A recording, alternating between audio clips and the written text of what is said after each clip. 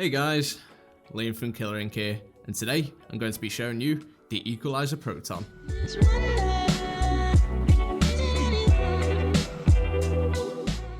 The Equaliser Proton is a pen style rotary that is made by the popular brand Kwadron. So let's get right into it.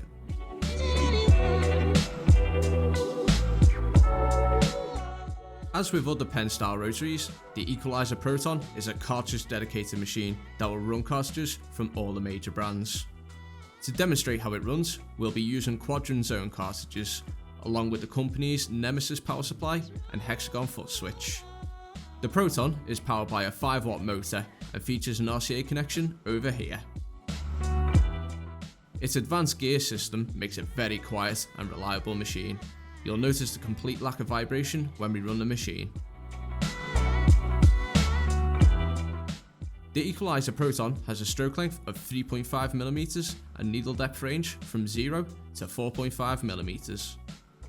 The frame is made from anodised aluminium of the highest quality, making it lightweight at just 130 grams.